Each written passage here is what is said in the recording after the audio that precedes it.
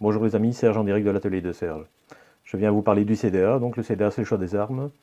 Je vais participer au choix des armes qui a été proposé par Evie du studio French Wargame Studio. Cette fois-ci, je ne me suis pas trompé, je suis content. Et donc, en quoi ça va consister? Comme j'ai déjà expliqué dans la première vidéo, je vais présenter quelque chose d'assez particulier, c'est des figurines historiques et une petite section pour le jeu Seigneur des Anneaux. Je vais joindre à la fin de cette petite vidéo les photos et ces photos seront envoyées à Ivy afin de valider ma participation à ce choix des armes. Donc le choix des armes a déjà commencé, il s'arrête le 17 mai. Le 17 mai, Ivy fera un live et présentera toutes les réalisations de chacun des participants.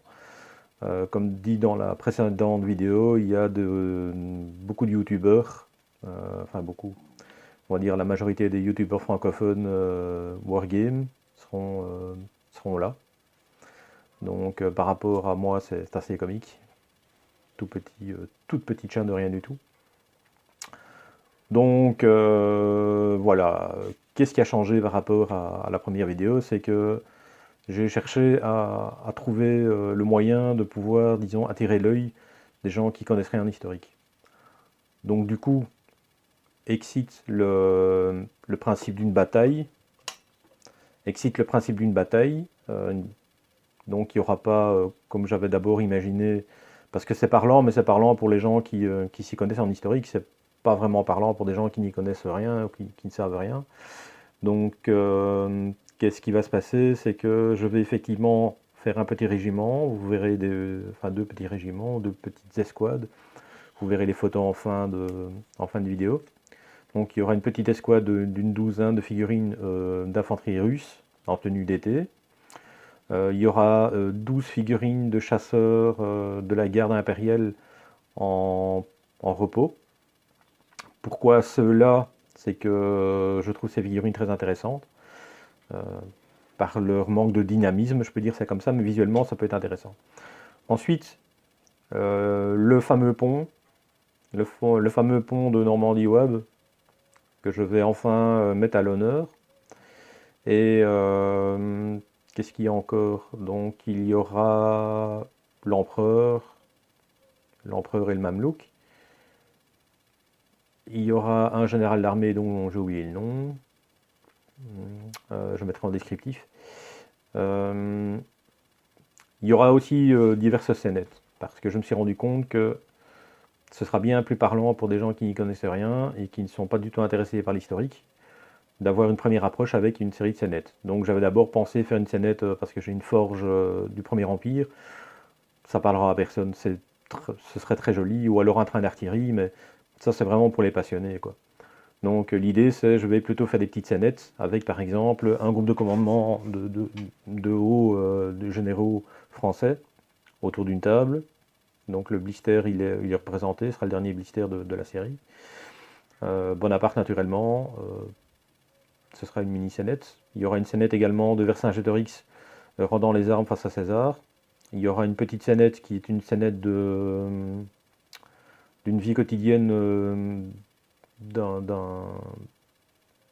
Romain, voilà. Donc avec un esclave gaulois et ainsi de suite.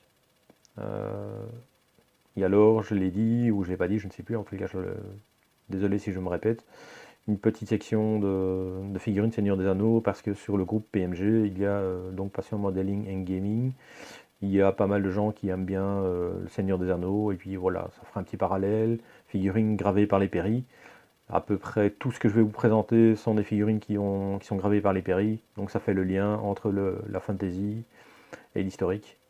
C'est un lien un peu curieux, mais bon, voilà, c'est un lien quand même. Donc c'est un programme assez ambitieux, je pense. Voilà. Donc la différence est que c'est tout à fait jouable, hein. Il faut à peu près 2 heures de peinture sur chacune des figurines, entre 2 et 3 heures. On va dire 2 heures pour une unité, enfin pour un fantassin de base, et probablement les scénettes entre 4, 5, 6 heures, je ne sais pas exactement. C'est trouvais bien parce que pour moi, ce serait un défi. C'est la première fois que j'irai me présenter à quelque chose, disons, d'officiel comme ça. Euh, voilà. Je sais pas ce que vous en pensez. En tout cas, n'hésitez pas à lâcher des petits commentaires sur le contenu, pas sur le contenant. Donc ne me dites pas, oh, il n'y a pas assez de lumière ou je sais pas quoi, ça ne m'intéresse pas. Je l'ai déjà dit, je le répéterai très souvent.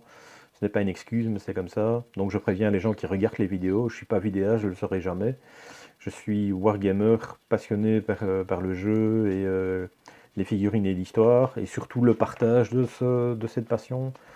Et toutes ces vidéos ont pour but de partager. Écoutez, voilà, donc j'arrête là parce qu'il y a déjà 5 minutes de tournée, c'est déjà très long pour le peu qu'il y a à dire finalement. Vous allez voir les photos et de toute manière il y aura un reportage régulier. Donc tous les jours, il y aura deux choses qui seront faites. Il y aura une première chose, un petit reportage vidéo sur l'avancement du projet qui sera mis en ligne ici sur la chaîne et probablement un jour sur deux ou tous les jours en tout cas pendant une semaine, cette semaine-ci, un petit live peinture sur la chaîne Passion Modeling and Gaming. Ça permettra de soutenir les deux. Voilà. Je vous remercie en tous les cas de me suivre sur ma petite chaîne. On est de plus en plus. Je sais que c'est une petite chaîne, c'est comique de le dire. Bon, voilà, moi ça me fait plaisir de voir que des gens apprécient ce que j'ai à leur dire. C'est chouette. Voilà. En tous les cas, une bonne journée.